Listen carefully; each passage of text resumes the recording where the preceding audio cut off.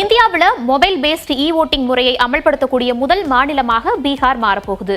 June 28ஆம் தேதி நடைபெற போற நகராட்சி தேர்தல்களிலிருந்து புலம்பெயர்ந்த தொழிலாளர்கள் மற்றும் மாற்றுத்திறனாளிகள் உட்பட தகுதியான வாக்காளர்கள் இந்த ஆண்ட்ராய்டு செயலியை பயன்படுத்தி வாக்களிக்க முடியும் அப்படிங்கிற நடைமுறை வரப்போகுது. CDAC மற்றும் பீகார் மாநிலத்தினுடைய தேர்தல் ஆணையத்தால் உருவாக்கப்பட்ட இந்த அமைப்பு பாதுகாப்பாகவும் வெளிப்படைத்தன்மையுடனும் இருக்கும். இதை உறுதி செய்யணும் அப்படிங்கறக்காக பிளாக் செயின், முக அங்கீகாரம் மற்றும் நேரடி முக ஸ்கேன்களை பயன்படுத்துவதாகவும் டிசைட் பண்ணிருக்காங்க. மின்னணு வாக்களிப்பை செயல்படுத்த 2 பாதுகாப்பான ஆப்பையும் செலக்ட் பண்ணிருக்காங்க. அதுல ஃபர்ஸ்ட் என்ன அப்படின்னா இ-வோட்டிங் SECBHR அப்படிங்கிறது. இது CDAC ஆல உருவாக்கப்பட்டிருக்கு. இரண்டாவதாக இருக்கக்கூடிய ஆப்பை பொறுத்த வரைக்கும் பீகார் மாநில தேர்தல் ஆணையத்தால உருவாக்கப்பட்டிருக்கு. இந்த 2 செயலிகளை தான் இதை பயன்படுத்த போறாங்க. இந்த செயலிகளை பொறுத்த வரைக்கும் ஆள் மாறாட்டத்தை தடுப்பதையும் பாதுகாப்பான வாக்களிப்பை உறுதி செய்வதையுமே முக்கிய கோலாக வச்சிருக்காங்க. அதற்காக பிளாக் செயின் ஒருங்கிணைப்பு, ஃபேஷியல் ரெகக்னிஷன் மற்றும் லைவ் ஃபேஸ் கம்பாரிசன் உள்ளிட்ட தொழில்நுட்பங்களையும் பயன்படுத்த போறாங்க.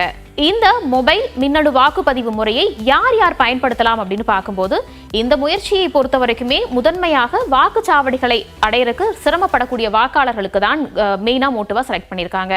புலம்பெயர்ந்த தொழிலாளர்கள், மாற்றுத்திறனாளிகள், கர்ப்பிணி பெண்கள், மூத்த குடிமக்கள், அதே மாதிரி தீவிரமாக நோய்வாய்ப்பட்ட நபர்கள் இதை பயன்படுத்திக்கலாம். State election commissioner Deepak Prasad என்ன சொல்றாரு அப்படின்னா 10,000 வாக்காளர்கள் ஏற்கனவே பதிவு செஞ்சிருக்காங்க இதுல.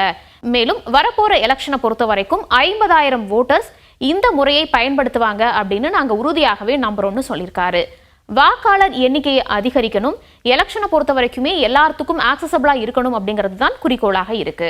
சரி, இந்த மொபைல் பேஸ்ட் இ ஓட்டிங் சிஸ்டத்தை பொறுத்த வரைக்கும் இதற்கு முன்னாடி யாராவது செயல்படுத்தியிருக்காங்களான்னு கேட்கும்போது எஸ்டோனியா, யூரோப்ல இருக்கக்கூடிய எஸ்டோனியா மட்டும் தான் செயல்படுத்தியிருக்காங்க.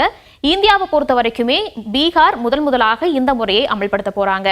இந்திய சூழல் அப்படின்னு எடுத்துக்கிட்டோம்னா பீகார் இந்த மொபைல் இ ஓட்டிங்கை பொறுத்த வரைக்கும் ஒரு முன்னோடியாகவும் மாறியிருக்காங்க. வரக்கூடிய தேர்தலில் இதை அமல்படுத்த போறாங்க அப்படிங்கறதை அடுத்து என்னென்ன மாதிரியான மாற்றங்கள் வரும், இதுல என்னென்ன சிக்கல்கள் இருக்கு அப்படிங்கறத நம்ம நேரடியாகவே தெரிஞ்சுக்க முடியும்.